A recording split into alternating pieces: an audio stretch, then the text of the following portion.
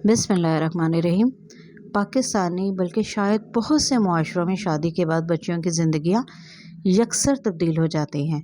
पाकिस्तानी मुआशरे में ये बात बहुत नॉर्मल अंदाज में ली जाती है, क्योंकि हर तबके बिलखुसूस मतवसत तबके में बच्चियों के बलूगत के अमल तक पहुँचते ही दिन रात इनको जताना शुरू कर दिया जाता है कि आपके वालिदैन का घर आपका मुस्तकिल ठिकाना नहीं, बल्कि ससुराल या शोहर का घर असल घर होगा।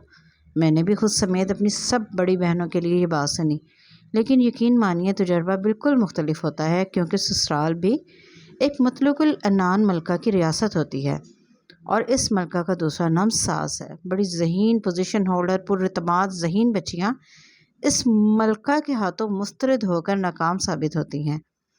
जॉइंट फैमिली सिस्टम दीन इस्लाम में जायज़ नहीं। मेरे इंतहाई नाक़िस और महदूद इल्म के मुताबिक इस ख़ानदानी निज़ाम की कहीं भी हमायत नहीं की गई।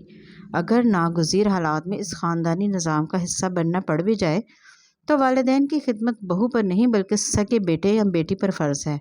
शोहर के भाइयों का कोई भी काम करना या इनसे बग़ैर मकसद और ज़रूरत के तहत गुफ्तगू करना भी मना है। हदीस नबी सल्लल्लाहु अलैहि वसल्लम में देवर के रिश्ते को भाभी के लिए मौत करार दिया गया। कंवारी या शादीशुदा नंद की खिदमत गुजारी करना भाभी पर फ़र्ज़ नहीं। हाँ, मोहब्बत में वो जो चाहे अपनी ख्वाहिश से करे, मगर बोझ ना समझे। लेकिन अपने इर्द गिर्द नज़र दौड़ाएं, हमारे मुआशरे में हो क्या रहा है। हमारी बहू अभी घर नहीं आती तो सास मनसूबाबंदी शुरू कर देती है कि मैंने इस पर क्या क्या जिम्मेदारियां डालनी हैं।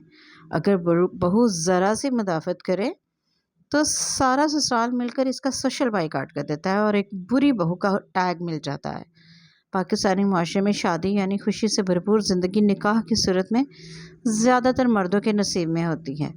बच्चियां बेचारी तो बेगार कैंप की मेंबर बनती हैं, जहां अपने हकूक़ की हिफाजत के लिए जब आवाज़ बुलंद की जाती है तो बदज़ुबान गैर तरबियत याफ्ता लड़की का खिताब मिलता है, जिसे वालिदैन ने कुछ सिखाए समझाए बगैर ब्याह दिया। ये सब हमारे दीन में नहीं बल्कि हिंदू मुआशरे से हमारे मुआशरे में ड्रामों के ज़रिए बड़ी खामोशी से सरायत कर गया है।